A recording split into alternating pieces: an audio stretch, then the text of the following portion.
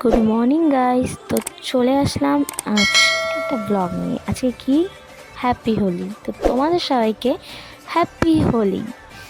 তোমরা সবাই সুস্থভাবে রং খেলবে এবং সবাই ভালোভাবে থাকবে।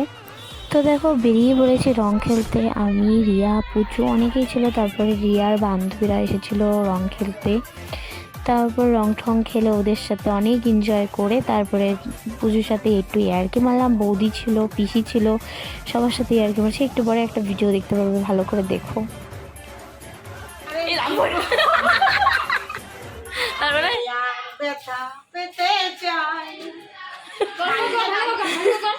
অনেকে দেখেছি আমি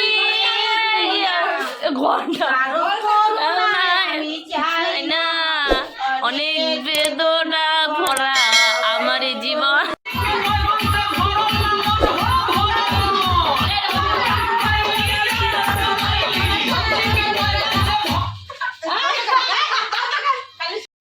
তারপর দাদাকে রং ঠং দিল, তাদের বন্ধু এসে।